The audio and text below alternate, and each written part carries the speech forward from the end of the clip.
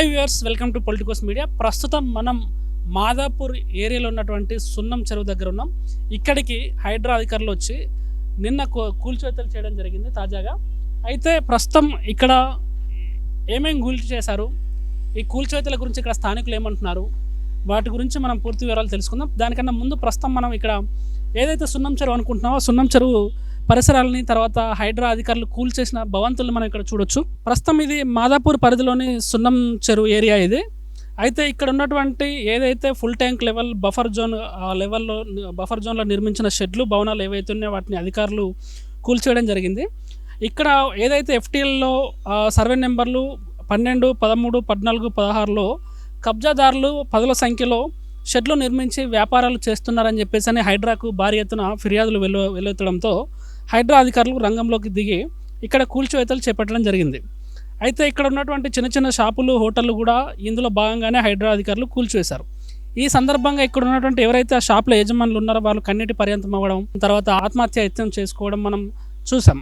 అయితే ప్రస్తుతం మీరు ఇక్కడ విజువల్స్లో క్లియర్గా చూడొచ్చు ఎక్కడెక్కడ ఏమేమో కూల్చివేతలు చేశారనేది మీకు క్లియర్గా కనబడుతుంది. ఇక్కడ ఉన్నటువంటి ఏదైతే మెయిన్ బిల్డింగ్ ఉందో 2-3 అంతస్తుల బిల్డింగ్ను దాన్ని కూడా కూల్చడం జరిగింది. అలాగే అటు దుకాణ సముదాయాలు, తర్వాత ఇక్కడ చాలామంది గుడిసెలు వేసుకొని నిర్మిస్తున్న పరిస్థితి మనం చూస్తున్నాం. వాటిని కూడా, ఆ షెడ్లను కూడా వాటిని కూల్చేసిన దృశ్యాలు మీకు ఇప్పుడు కనబడుతున్నాయి. ఇటు వస్తే ఇప్పుడు మీరు చూస్తున్న ఏదైతే ఈ రోడ్డు ఉందో ఈ రోడ్డు కూడా సున్నం చెరువు పరిధిలోనే ఉండేదని, ఆ సున్నం చెరువు పరిధిలోని అదే ఏరియాలో రోడ్డు వేశారని, అక్కడ ఏదైతే విల్లాలు కనిపిస్తున్నాయో ఆ విల్లాలు కూడా ఈ సున్నం చెరువు ఎఫ్టీఎల్ పరిధిలోనే ఉన్నాయని చెప్పేసి ఇక్కడ స్థానికులు చెప్తున్నారు. అందులో భాగంగానే ఏవైతే ఈ విల్లాస్ ఉన్నాయో ఆ విల్లాస్కు బయట పక్కన ఉన్నటువంటి ఈ దుకాణ సముదాయాలను కూడా హైడ్రా అధికారులు కూల్చివేశారు. అయితే ఇక్కడ స్థానికులు ఏం అభిప్రాయం వ్యక్తం చేస్తున్నారంటే, మా పేదల గుడిసెలు కూల్చారు, మా పేదల ఇంటిని నేలమట్టం చేశారు, మరి విల్లాస్ కూడా సగం దాదాపు చాలా మటుకు విల్లాసు, ఎక్కువ శాతం విల్లాస్ కూడా ఈ చెరువు ఎఫ్టీఎల్ పరిధిలోకి వస్తే వాటిని ఎందుకు కూల్చలేదని చెప్పేసి వాళ్ళు ఇక్కడ ప్రశ్నిస్తున్నారు. సో మొత్తంగా ఇది పరిస్థితి. ఇప్పుడు వాళ్ళతో మనం మాట్లాడే ప్రయత్నం చేద్దాం. అసలు ఏం జరిగింది, హైడ్రా అధికారులు వాళ్ళకి ఏమైనా నోటీస్ ఇచ్చారా, ఇయ్యలేదా, మరి డైరెక్ట్గా నేరుగా వచ్చి కూల్చేశారా అనేది వారి మాటలను తెలుసుకుందాం. ప్రస్తుతం అయితే హైడ్రా అధికారులు రావడం, ఇక్కడ ఉన్నటువంటి ఈ దుకాణ సముదాయాలని, ఇక్కడ ఉన్నటువంటి అక్రమ కట్టడాలను నేలమట్టం చేయడం మనం విజువల్స్లో చూడొచ్చు. తర్వాత ఏం జరిగింది అంటే వాళ్ళకి ఏ అప్డేట్ వచ్చింది అధికారుల నుంచి కానీ, లేకపోతే వాళ్ళు ఏం చెప్పదలుచుకుంటున్నారో మనం ఇప్పుడు తెలుసుకునే ప్రయత్నం చేద్దాం.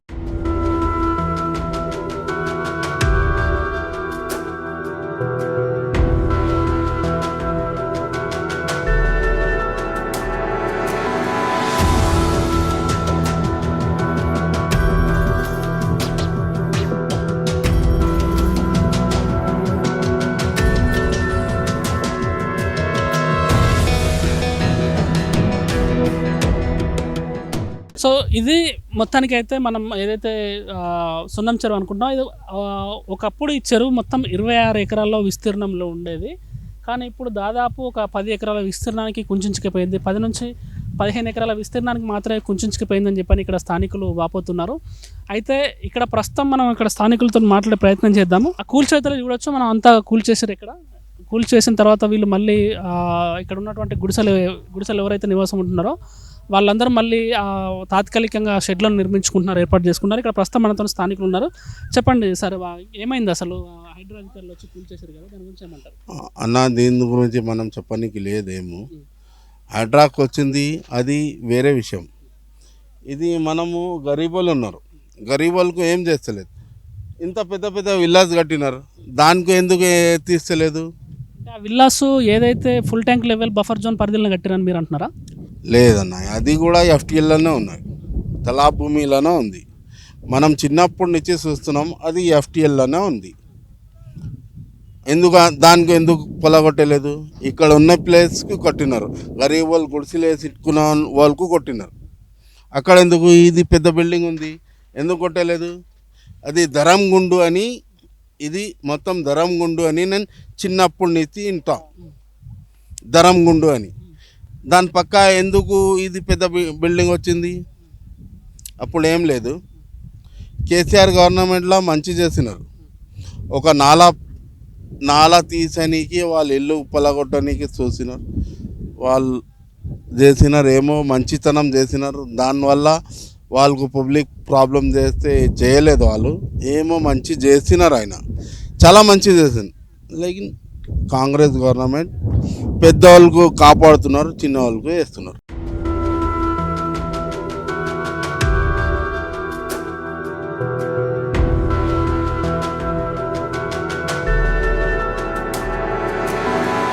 ప్రస్తుతం ఎవరైతే ఇక్కడ ఉన్నటువంటి హైడ్రా కూల్చొద్దని చెప్పేసి అని ఆత్మహత్యయత్నం చేస్తారో వారి కుటుంబ సభ్యుల దగ్గర మనం ఉన్నాం. అమ్మ చెప్పండి, అసలు ఏం జరిగింది ఇక్కడ?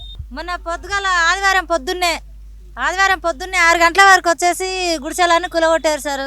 ఆ గుడిసెలు కూలగొట్టే టైం కూడా మాకు చెప్పలేరు. అగో బియ్యము ఏ వానికి ఏది లేవు, అన్ని పోదంగారు. మేము తెచ్చుకున్న బియ్యము, కూరగాయలు అన్ని ప్రతి ఒక్క ఐటమ్స్, బట్టలు కట్టుకున్న బట్టలతో సగా అవి అన్ని పోయి అక్కడ పడితే ఒకటి తీసుకుంటే కొన్ని బట్టలు చినిగిపోయినాయి. అక్కడ వేసుకున్నాం. మీకు ఏం చేద్దాం, చినిగిపోయిన బట్టలు వస్తువులన్నీ ఖరాబ్ అయినాయి. కొన్ని సామాన్ ఉంటే కూడా పోయింది, పైసలు ఉంటే కూడా పోయినాయి, 1500 ఉంటే కూడా పోయినాయి. ఎక్కువ పని చేసేదాన్ని ఏం కాదు నాయన, నాకు రోగం ఉంది, పిడిస ఉంది. ఆ పిడిస టాబ్లెట్లు 1500 పెట్టి ఆ టాబ్లెట్ తెచ్చుకుంటే కూడా ఆ సీసా కూడా వలిగిపోయి టాబ్లెట్లు కూడా పోయినాయి. ఇప్పటికి 3 రోజులు సాయం చేస్తాము ఎవరైనా సాయం చేసింది లేదు. మరి ఆ రేవంత్ రెడ్డి మరి మేమేం పాపం చేసాము? మరి ఒక మాట, ఎక్కడైతే మాకు ఆస్తి లేదు, ఇంత స్థలం కూడా ఏది లేదు, గుడిసెలు వేసుకొని బతుకుతున్నాము. ఇప్పటికి ఇక్కడ ఉండబట్టే 30-40 సంవత్సరాలు అవుతుంది. ఫస్ట్ అక్కడ పరత్నార్లు ఉన్నాము, అక్కడికి వెళ్ళి మీరు అక్కడ పోయి గుడిసెలు వేసుకుంటే ఏదైనా స్థలం ఇప్పిస్తా అని అప్పుడు కొన్ని రోజులు కేసీఆర్ అన్నాడు. ఆయన ఇప్పించలేదు. కాకపోతే అప్పుడు లాక్డౌన్ పడ్డప్పుడు బియ్యము, కూరగాయలు అన్నిటికన్నా తెచ్చిచ్చాడు ఆయన. అయితే ఇప్పుడు ఈసారి అయితే ఇట్లా చేస్తున్నాడు. ఇప్పటికి 3 రోజులు గుడిసెలు కూలిపోయి వానలలో ఉండే. ఇప్పుడు తల్లి 4 జ్వరం వచ్చాయి. ఇప్పుడు ఎట్లా ఏం చేయాలో అర్థమైతే లేదు. ఇంకెన్ని రోజులు తడచాలే తెలుస్తలేదు. గుడిసెలు వేసుకుంటానంటే మళ్ళీ కేసు అంట. ఏంది ఈ బాధ? ఎవరైతే ఆత్మహత్యయత్నం చేశారో వాళ్ళ మీద కేసు అయిందని అంటున్నారు కదా, మీకు ఏమన్నా పోలీసులు ఏమన్నా వచ్చారా? మళ్ళీ పోలీసులు మా మిన్కి అంటే మొన్ననే ఉన్నారు పోలీసులు. మొన్ననే వచ్చారు పోలీసులు. సామాన్ అంతా గెలుకుతున్నారు కదా, ఆ రోజే వచ్చి కనీసం ఇట్లా ముట్టుకొని ఇస్తలేరు కూడా.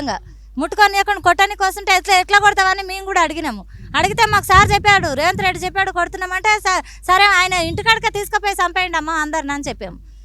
అట్లా అని అన్నది. అట్లా అంటే మరి ఎట్లా మరి ఈ పరిస్థితి ఏంది? మా కాడ గ్యాసులు లేవు, బోసులు లేవు, ఏంది ఇదంతా? ఎక్కడ చేశారు.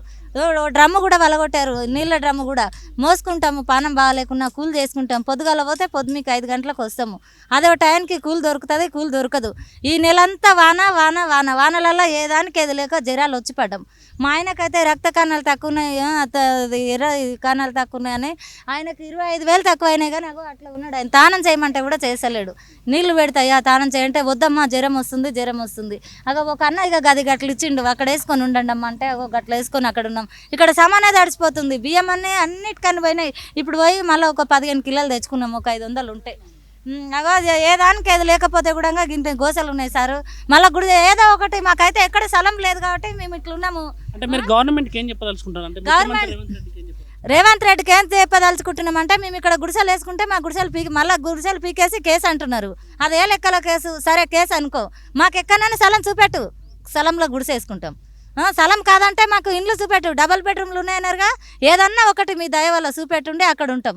ఎక్కడైనా సరే ఈడనే ఉండొద్దు అనుకుంటే, మేము ఈడ ఉండొద్దని మీరు రేవంత్ రెడ్డి అనుకుంటే, ఆ రేవంత్ రెడ్డి ఎక్కడ చూపించినా సరే అక్కడ ఉంటాము. ఇక మేమైతే పేదవాళ్ళము, మాకైతే కోట్ల ఆస్తి ఏం లేదు, ఈ పట్టపొలం మాదేం కాదు. కూల్ చేసుకొని ఉందామని ఉన్నాము. ఇంకా ఎంతోమంది ఉంటే అందరూ వెళ్ళిపోయారు. ఇక మాకైతే ఏది దిక్కులేక ఇట్లా ఆనలలో పడి ఉన్నాము నాయన. ఆ రేవంత్ రెడ్డి ఏం చూపిస్తాడో ఇక ఆయనకే తెలియాలి. ఈ 3 రోజుల నుంచి అయితే మస్తు గోస. ఇది మళ్ళీ సిటీలో ఎవరన్నా వచ్చి ఒకరికి కొంచెం కూడా చాయ్ ఇచ్చింది లేదు, అన్నం ఇచ్చింది లేదు, పలకరిచ్చిన దిక్కు లేదు. ఎమ్మెల్యే వేయలేదు, ఎవరెవరో ఉంటారు. ఓట్లు వేసేటప్పుడు అయితే ఇక అందరు బతులాడతారు. ఇప్పుడైతే ఎవరూ దిక్కులేరు నాయన. ఏం చేయలేగో ఇక అట్లా బాధలు పడుకుంటా గుడిసెలు వేసుకుంటున్నాం. ఆ గుడిసెల గురించి అయితే ఏ బాధ ఉండదు రేవంత్ రెడ్డి నుంచి. ఆ గుడిసెలు రేవంత్ రెడ్డి తీసేయాలనుకుంటే మాకు ఎక్కడన్నా సొంతం స్థలమన్నా చూపెట్టాలి, ఇండ్లన్నా ఇప్పియాలి. ఆయన మాకు ఇంకేది ఇచ్చేది ఏం లేదు. ఇండ్లన్నా కావాలి, స్థలమన్నా కావాలి, ఇంతే మాకు కావాల్సింది. మా పానాలకు మాకేం చేయకున్నా సరే, మేము ఎట్లయినా సరే కూల్ చేసుకున్నా మా పానాలు బాగా చేసుకుంటాము. ఇది చెరువులో ఉండొద్దని అంటున్నారు కదా, చెరువు అనుకుంటే మాకు ఎక్కడన్నా చూపెట్టాలి. ఇప్పటికి 3 రోజులు తడిసిపోయి ఇప్పుడు మీ అందరి ముందర కట్టుకుంటున్నాం ఈ గుడిసెలు అయితే. ఆ గుడిసెలు కట్టుకుందామంటే కూడా మంచి అవి బెండర్లు అంటే అవి కూడా పోయినాయి. ఇంకేం చేయాలి ఏం చేయాలనో తెలుస్తలేదు. ఇప్పుడు ఎట్లుండాలనో బట్టలు బాతలు అన్నీ ఉన్నాయి లేనివన్నీ కూడా పోయింది, తడిసిపోతున్నాయి. ఎట్లా చేయాలనో అర్థమవుతలేదు. ఆయన రేవంత్ రెడ్డి దగ్గర ఇది కావాలి. ఈ వారంలో చూపిస్తాడా మరి నెలలో చూపిస్తాడా ఆయనకే తెలియాలి. కేసీఆర్ ఉన్నప్పుడు అయితే ఇంత బాధ పెట్టలేడు. మా గుడిసెల దగ్గరికి రాలేదు ఆయన.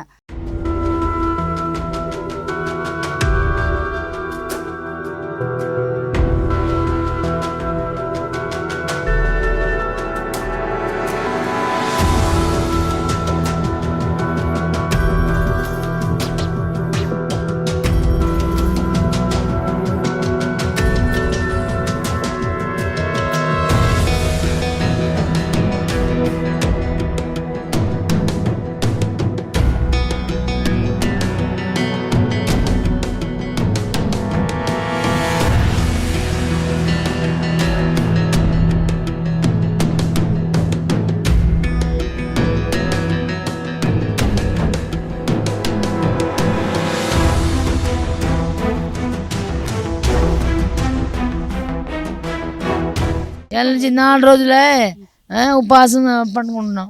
ఏం చెప్తాం మేము? 3 రోజుల నుంచి ఇప్పుడు కూలగొట్టారు కదా, ఎవరైనా నచ్చారా మీ దగ్గర? ఎవ్వరు రాలేదు. అందరు తెచ్చిపోయాడు మా వాళ్ళు. మా సీఎం తెచ్చిపోయా, అందరు తెచ్చిపోయా. అంటే ఏమన్నారు వచ్చే అధికారులు ఏమన్నారు? ఏమనలేరు. నేను ఉన్నారా బతికి ఉన్నారా తెచ్చిండ్రా అని కూడా చూడండి రాలేరు. ఇవన్నీ ఇప్పుడు కూల్ చేశారు కదా, ఏం చేస్తారు మీరు ఇప్పుడు? అవన్నీ అంటే బట్టలు సామాన్లు అన్నీ కూడా దానిలో పోయినట్టున్నాయి. అన్ని పోయినాయి, బియ్యం పోయినాయి, బట్టలు పోయినాయి, అన్ని బురదలు పోయినాయి. అధికారులు అడగలేదు మరి? కనీసం మా సామాన్ అన్న మేము తీసుకుంటాం. రాలేదు అయ్యా, కూల్చేసేటప్పుడు మా సామాన్లు మేము తీసుకుంటాం, మరి మాకు టైం. మేము పనికి పోయినాం అంటే మీనా ఈడ వచ్చి అన్ని చేసి కూరగిండ్రు. ఏం చేయాలి? ఏం చెప్తారు గవర్నమెంట్గా? వంటాం పో అంటే పోతాం. అంటే మీకు న్యాయం వద్దయ్యా? ఎవరికి ఆడ న్యాయం కానీ పోయినాం, ఆడ ఎక్కి పోయినా వేసిండ్రు ఆడలు. ఉండడానికి ఏడుంటారు మరి? గూడేడా మీకు? బతాం. ఏం చేయాలి ఇంకా? మా బతుకు నుంచి నేను రోడ్డు మీద ఇంకా 3 రోజుల నుంచి నీళ్ళు తాగిండ్రా, అన్నం తాగిండ్రా, అన్నం అంతా తిన్నారా అని అన్నారు. ఎవరా పట్టించుకుంటలేరు. ఓటు వేసిన గుద్ది మంచి తీసుకున్నారు బాడకాలు ఓట్లు. పరిస్థితి ఇట్లా మాది. సో మీరు విజువల్స్లో క్లియర్గా చూడొచ్చు. షెడ్లన్నీ ఇక్కడ ఏదైతే వీళ్ళు గుడిసెలు వేసుకొని జీవించారో ఆ గుడిసెలు కూడా నీలమట్టం అయిపోయినాయి, కంప్లీట్గా కూల్చేసారు. మళ్ళీ ఆ సామాన్లు కూడా ఆ గుడిసెల కూల్చివేతలను పోయినాయి. మా సామాన్లతో పాటు మేము దాచుకున్న ఆ పైసలు కూడా దానిలో పోయినాయి. మాకు ఒక 5 నిమిషాలు కూడా టైం ఇవ్వలేదు అధికారులు. వచ్చే ఆగమాగంలో కూల్చేశారని చెప్పేసి చెప్తున్నారు వాళ్ళు.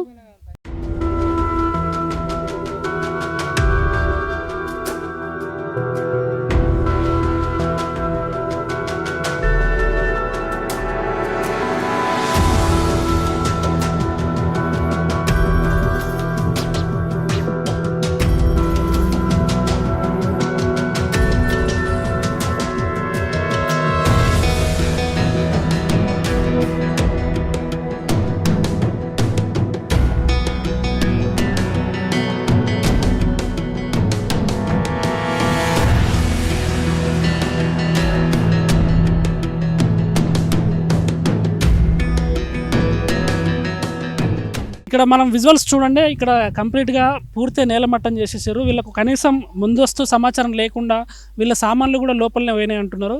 కనీసం మాకు ముందే చెప్పిన మా సామాన్లు కూడా మేము తీసుకునేటోళ్ళము, మమ్మల్ని లోపలికి కూడా పంపించకుండా మా సామాన్లు కూడా మొత్తం ఖరాబ్ అయ్యని చెప్పి సామాన్లు చూపిస్తారు. ఇక్కడ మీరు విజువల్స్లో క్లియర్గా చూడొచ్చు. బౌళ్ళు, గిన్నెలు, గిలాసాలు, మొత్తం బియ్యము సహా అన్నీ కూడా, అటు ఫ్రిడ్జ్ అల్మార్ అన్నీ కూడా, ఇంట్లో వస్తువులు, పిల్లల బుక్స్, పిల్లలు చదువుకున్న పుస్తకాలు, తినడానికి పెట్టుకున్న బియ్యం, వంట చేసుకోవడానికి పెట్టుకున్న బియ్యం కూడా, కూరగాయలు కూడా మొత్తం దీనిలో పోయినాయని చెప్పి అంటున్నారు. సో ఇక్కడ మనం విజువల్స్లో క్లియర్గా చూడొచ్చు. పిల్లలు స్కూల్కి వెళ్ళే పిల్లలు వాళ్ళు ఇప్పుడు ఆ స్కూల్కి వెళ్ళిరా అన్న? వెళ్ళలేని పరిస్థితి ఉందన్న. బుక్కులు మొత్తం తడిసిపోయినాయి, మొత్తం ఖరాబ్ అయిపోయినాయి, చినిగిపోయినాయి బుక్కులు మొత్తం. ఆల్రెడీ ఇయర్ పోయినట్టున్నాయి. ఆల్రెడీ పిల్లలకు ఎగ్జామ్స్ ఉన్నాయి, నిన్నటి నుంచి ఎగ్జామ్స్ ఉన్నాయి. టీచర్స్ ఫోన్ చేస్తే మేడం ఇట్లా అయిందంటే కొత్త బుక్స్ అయితే లేవు, ఆల్రెడీ స్టాక్ అయిపోయింది మా దగ్గర. ఆల్రెడీ ఇప్పుడు చదవబట్టి 4 months అవుతుంది అన్న. పిల్లలకి స్టార్ట్ అయ్యి 4 months 5 months అవుతుంది స్టార్ట్ అయ్యి. ఇప్పుడు స్టాక్ లేదని అన్నారు. ఇప్పుడు ఇయర్ ఖరాబ్ అయినట్టునే కదా మా పిల్లల భవిష్యత్తు పోయినట్టునే కదా ఈ సంవత్సరం. అయితే అంత ఘోరంగా చేసిన ప్రభుత్వం ఉన్నది, ఇది ఇంకేం చేయాలి చెప్పండి అన్న. ఏంది అసలు ఇప్పుడు మొత్తం అంతా కూల్చేసారు కదా, ఇప్పుడు ఏడుంటారు ఏం చెప్తారు అన్న? ఈయనే ఉంటున్నాం మన, ఈయన తింటున్నాం, ఈయన వండుకుంటున్నాం. 2 రోజుల నుంచి వర్షాలు పడుతున్నాయి, అట్లనే పడుతున్నాయి. అవి కప్పుకుంటున్నాం, అవి పడదలు కప్పుకొని అక్కడనే తింటున్నాం అన్న. ఇప్పటిదాకా వానలలో ఎట్లా ఉంటుంది?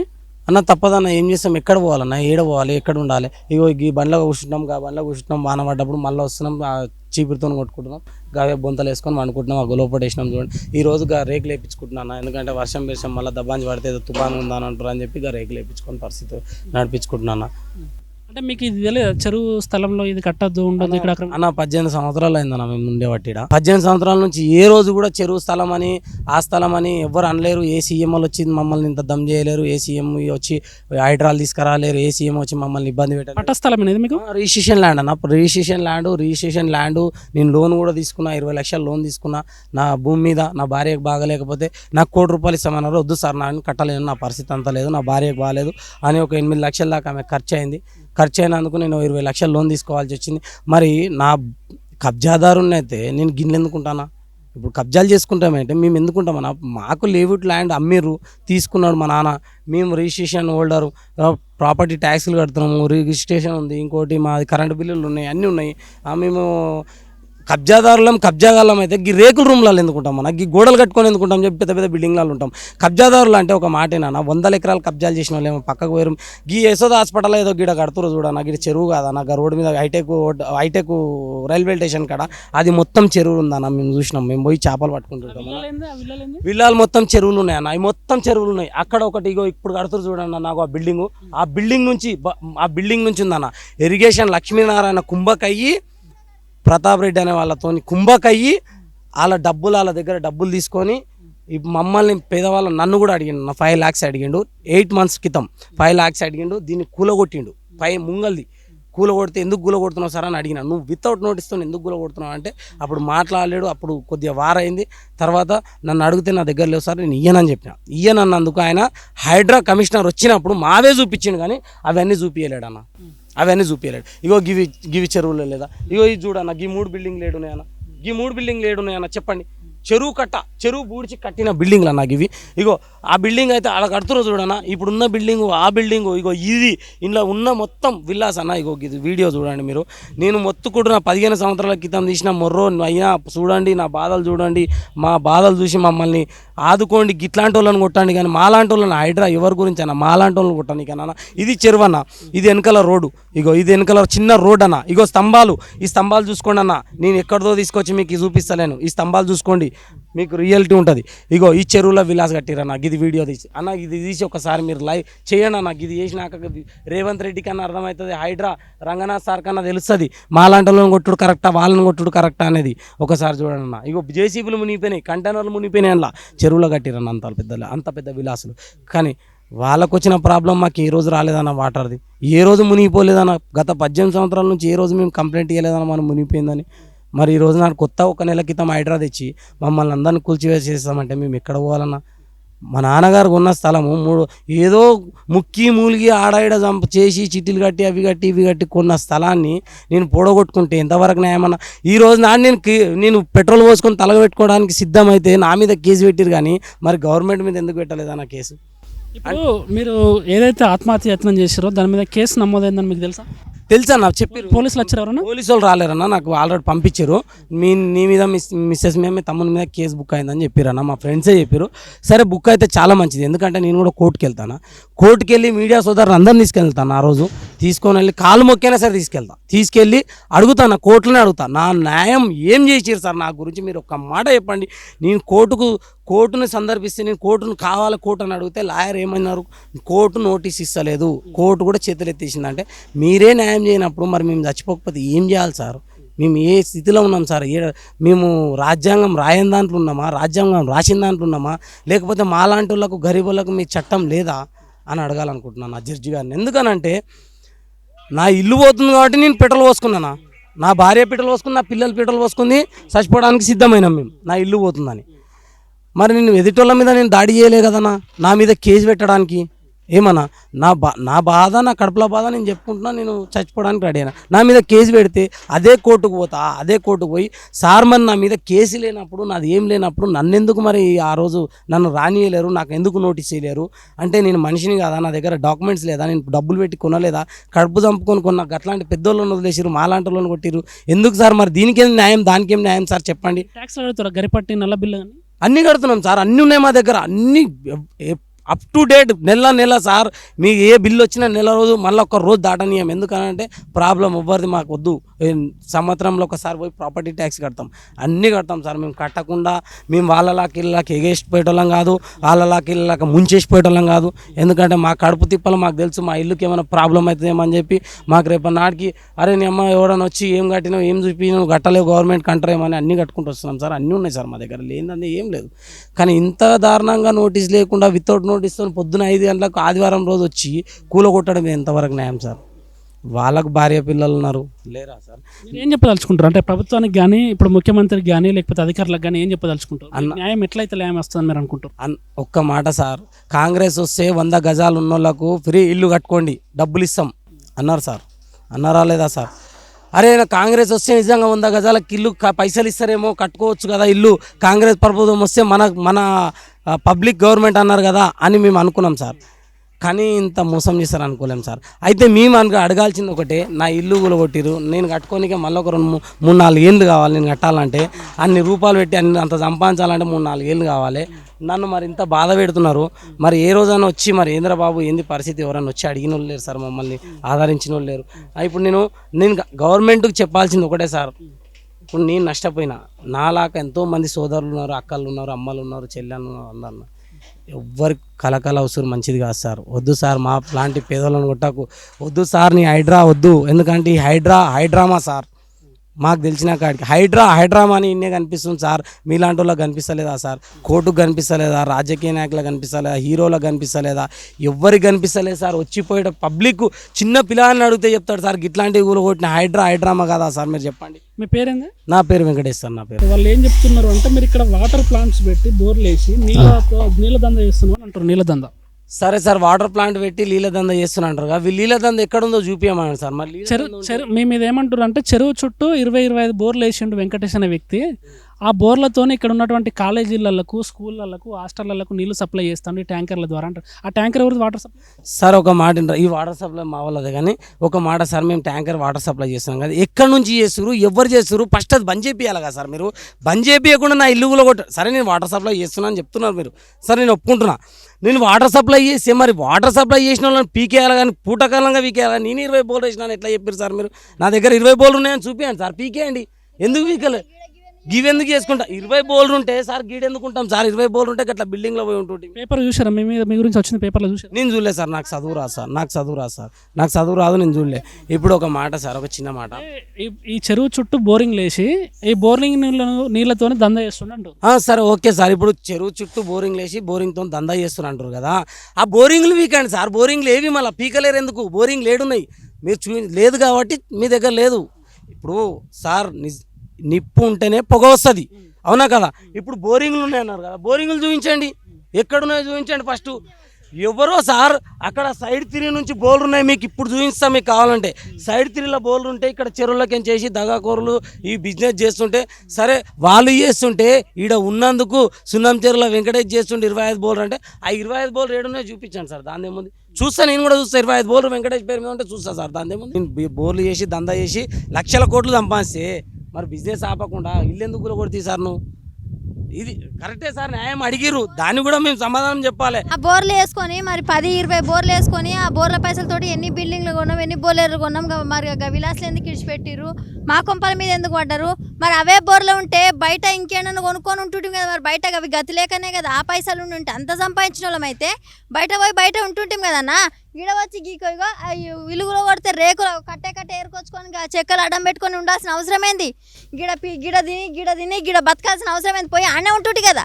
నా పిల్లల్ని తీసుకొని మరి పిల్లలకి అంత గోసేందుకు? నా పిల్లలకి ప్రభుత్వం ప్రశ్నిస్తే మీ దగ్గర సమాధానం ఉందా? 100% ఉంది సార్, ఏ ప్రశ్నకైనా సమాధానం. ఆధారాలు కానీ అన్ని భూమి కాయిదాలు కానీ అన్నీ ఉన్నాయి సార్, అన్నీ ఉన్నాయి సార్. వేముల వెంకటేశ్వరరావు 93 ఎకరాల 6 కుంటల జాగతో సహా మా దగ్గర, మళ్ళీ ఇంకోటి పానీలతో సహా మా దగ్గర పేపర్లు ఉన్నాయి సార్. పానీలు కూడా గవర్నమెంట్ ప్రశ్నిస్తే దానికి తీసుకుపోయి ఇదిగోండి సార్ అని పెట్టేటంత మా దగ్గర ఉన్నది. అందుకే మేము ఫైట్ చేస్తున్నాం, లేకపోతే మాకు అవసరం లేదని ఎప్పుడు వెళ్ళిపోతుంటే. నేను బోరదందా చేస్తున్నా, గడప 4 ట్యాంకర్లు పెట్టిరు, అవి నావే అయిపోతాయి సార్, మరి నాకు ఇచ్చేసేయండి నేను అమ్ముకుంటా. గిడ 2 ట్యాంకర్లు పెట్టిరు, అవి నావే అయిపోతాయి, నాకు ఇచ్చేసేయండి నేను అమ్ముకుంటా. 2 ట్యాంకర్లు పెట్టిరు, అవి ఇచ్చేసేయండి నేను అమ్ముకుంటా. నా పేరు మీద చేసేసేయండి అవన్నీ సార్, నేను అమ్ముకుంటా. స్క్రాప్ అమ్ముకొని అక్కడ పోయి బతికేస్తాం. ఇప్పుడు ఎవడైతే చెప్పిండో వాడు ఎవిడెన్స్ తీసుకొని ఇగో బాబు వెంకటేష్ నీ బోర్లు 25 బోర్లు ఉన్నాయని నన్ను అక్కడ పెట్టి ఫోటో తీసి ఉరి తీయమనండి సార్, ఒప్పుకుంటా. నేను ఇట్లా తాడేసి ఉరి తీయమని ఒప్పుకుంటా. కానీ లేని దానికి మాట్లాడి ఏదో పూటకంగా ఇట్లా ఇష్యూ అయిందని చెప్పి ఇంత పెద్ద ఇష్యూ అయింది, దీన్ని కప్పిపూడ్చాలని మాటలు మాత్రం మాట్లాడదు సార్. న్యాయం కాదు సార్, ఇది అయితే అన్యాయం. న్యాయం ఎంత ఇగో మేము ఎంత ఎలగొడుతుంటే కూడా ఇడికెళ్ళి వెళ్తలేము, ఇడికెళ్ళి కదులుతలేము అన్న ఉద్దేశంతో కావాలని చేస్తున్న ఇవన్నీ కథలు అన్ని మాటలు అనవసరంగా వేస్ట్ మాటలు కదా సార్. సరే ఇవన్నీ బండ్లు మాయైతే ఎన్ని బోర్లు ఉంటే బయట నాకు 5 అంతస్తుల బిల్డింగ్ ఉంటుండే సార్, అవునా కదా సార్? 5 అంతస్తుల బిల్డింగ్ ఉంటుండే. నా పిల్లల్ని ఇగో గిడ పెట్టుకొని ఇప్పుడు తానాలు చేపిస్తున్నా, ఇప్పుడు తానాలు చేపించుకుంటే ఇగో ఈ బుక్కులు ఇన్ని తడిచిపోయినాయి. ఇక్కడ ఉండాల్సిన కర్మ నాకేంది సార్? నాకేంది చెప్పండి, చెప్పురి. 25 బోర్లు నా మొగుడికి నాకు ఉండుంటే మేము ఈడ బతకకుటిమి, 5 అంతస్తుల బిల్డింగ్ కట్టుకొని ఆ బిల్డింగ్లో ఉంటుంటిమి. కూల్చేసింది కదా, పోతే పోని, ఎప్పటికైనా ఇది మనది కాదు అనుకొని పోతుంటిమి. దీన్ని పట్టుకొని పాకలాడే అవసరం నాకు లేదు సార్. నా పిల్లలు చూడండి, స్నానాలు లేవు, ఏం లేవు, 2 రోజులు అయింది పిల్లలకి స్నానాలు లేవు. ఎంతమంది పిల్లలు మీకు? మాకు 4 పిల్లలు. స్కూల్కి వెళ్ళినారా? వెళ్ళలేదు. ఎందుకంటే ఎందుకు వెళ్ళలేదు స్కూల్కి? బుక్స్ తడిచిపోయినాయి మొత్తం. ఇవి బుక్స్ తీసుకుంటామంటే కూడా టైం లేదు. బుక్స్ తడిచిపోయినాయి, యూనిఫామ్ పోయింది, ఐడి కార్డ్ లేదు, బ్యాగ్ లేదు. ఎట్లా వెళ్ళాలి అంకుల్? బుక్స్ మొత్తం తడిచి ఎట్లా తెలిసింది అంటే ఇల్లు కూల్చేస్తున్నా ఎట్లా తెలిసింది? అంటే స్కూల్కి వెళ్ళినాం అప్పుడు, ఎప్పుడు ఆ టైంలో ఎక్కడ? మేము వాళ్ళు లేపితే లేచినాం. మేము లేచిన తర్వాత చూస్తే వాళ్ళు పెద్ద గూల కొడుతురు. అందుకనే మేము లైట్ తీసుకున్నాం సార్.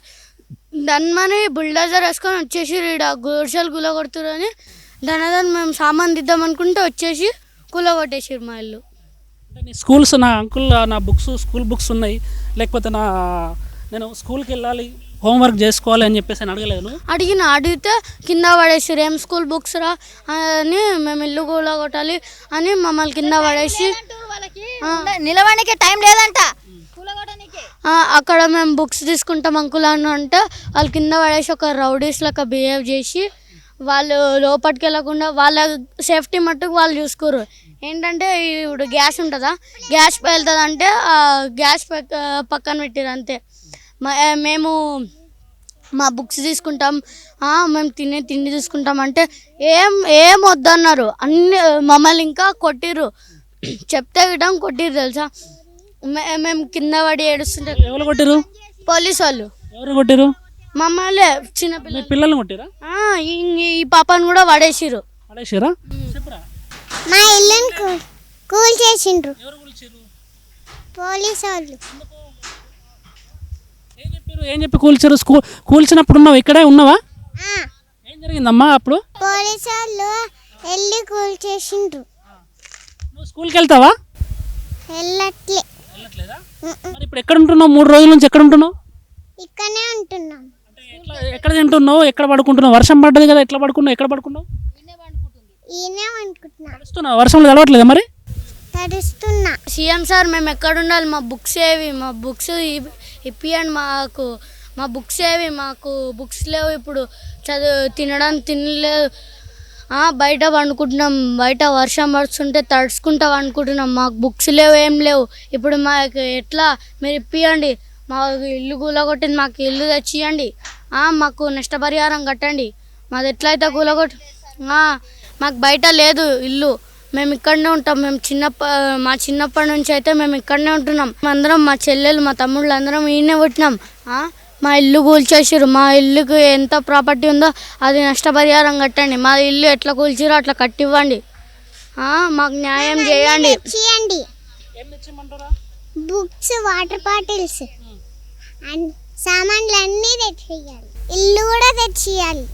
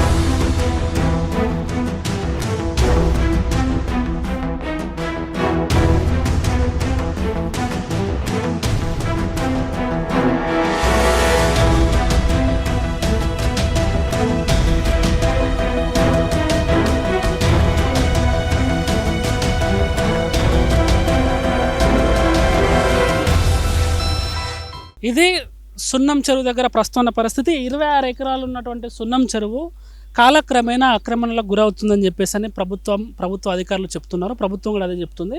ఇందులో భాగంగానే హైడ్రా అధికారులు వచ్చి ఇక్కడ ఏవైతే భవనాలు ఉన్నాయో వాటిని కూల్చేస్తున్నామని చెప్పిన హైడ్రా అధికారులు స్పష్టం చేశారు. అయితే ఇక్కడ ఉన్నటువంటి స్థానికులు ఏమంటున్నారంటే కొన్ని పట్టభూములు ఉన్నాయి ఇక్కడ. ఇప్పుడు మనం వెళ్ళిన వ్యక్తి కూడా పట్టభూమికి సంబంధించిన వ్యక్తి. ఆయన ఏదైతే హౌస్ ట్యాక్సెస్, గరిపట్టి, నల్ల బిల్లు, నీటి బిల్లు కూడా కడుతున్నాం, మేము అన్ని ఆధారాలతో సహా అధికారికంగా ఇక్కడ నివాసం ఉంటున్నాము. అది మాకు జిహెచ్ఎంసీ అధికారులు ఎట్లా పట్ట చేస్తారు, రెవెన్యూ అధికారులు ఎట్లా పట్ట చేస్తారు, జిహెచ్ఎంసీ అధికారులు ఎట్లా పర్మిషన్లు ఇస్తారు, దానికి గరిపట్టి ఇంటి పన్ను ఎట్లా వసూలు చేస్తారు, నల్ల బిల్లు ఎట్లా వసూలు చేస్తారు అని చెప్పని వాళ్ళు ప్రశ్నిస్తారు. వాళ్ళు ఫైనల్గా ఏమంటారు అంటే మామూలునే టార్గెట్ చేశారని పక్కన ఉన్న విల్లాస్ని ఎందుకు టార్గెట్ చేయట్లేదు, వాళ్ళకి ఎందుకు టైం ఇచ్చారు, మాకెందుకు టైం ఇవ్వకుండా కూల్చేసారు, వాళ్ళకి కేవలం నోటీసులు పంపించేసే వాళ్ళని ఎందుకు కాపాడుతున్నారు అంటే పేదోనికి ఒక నీతి, పెద్దోనికి ఒక నీత, గరీబులకు ఒక న్యాయం, కోటీశ్వర్లకు ఒక న్యాయం అని చెప్పేసి వాళ్ళు ప్రశ్నిస్తున్న పరిస్థితి నెలకొంది. మొత్తంగా ఇదంతా కూడా హైడ్రా వ్యవస్థ ఏదైతుందో పర్మిషన్లు ఇక్కడ సాధారణంగా మనం పొలిటికోస్తా మీడియా జనాలకు వెళ్ళి అడిగినప్పుడు కానీ బాధితుల దగ్గరికి కానీ బాధ్యుల దగ్గరికి కానీ అంటే ఇటు బాధ్యుల దగ్గరికి వెళ్తున్నామో అటు బాధితుల దగ్గరికి వెళ్తుంది మీ పొలిటికోస్ మీడియా. బాధితుల దగ్గరికి వెళ్ళినప్పుడు వాళ్ళు ఒకటే చెప్తున్నారు, మేము అన్ని పర్మిషన్లు తీసుకొని నిర్మాణాలు చేపడుతున్నాం, మాకు ఒకవేళ మేము చేస్తుంది అక్రమ నిర్మాణం అయితే మాకు పర్మిషన్ ఎట్లా వచ్చింది, మాకు అధికారులు ఎట్లా పర్మిషన్ ఇచ్చారు, జిహెచ్ఎంసీ కానీ హెచ్ఎండి అధికారులు కానీ మాకెందుకు నిర్మాణాలకు వాళ్ళు అలో చేసారు, మేము కట్టిన తర్వాత ట్యాక్స్లు కట్టే మేము ఆ బిల్డింగ్లు కట్టిన తర్వాత దాని మీద ట్యాక్స్లు కడుతున్నాం, దాని మీద ఇంటి పన్ను కడుతున్నాం, నీటి పన్ను కడుతున్నాం, అవి ఎట్లా వసూలు చేసుకుంటున్నారు అంటే అక్రమ నిర్మాణం అయితే అవన్నీ ఎట్లా పాసిబుల్ అవుతాయి. సో అక్రమ నిర్మాణం అనుకున్నప్పుడు ఏదైతే ఫౌండేషన్ ఉందో మేము ఎప్పుడైతే భూమి పూజ చేసి ఇల్లు స్టార్ట్ చేస్తాం అప్పుడే వచ్చి కూల్చేసేయాలి.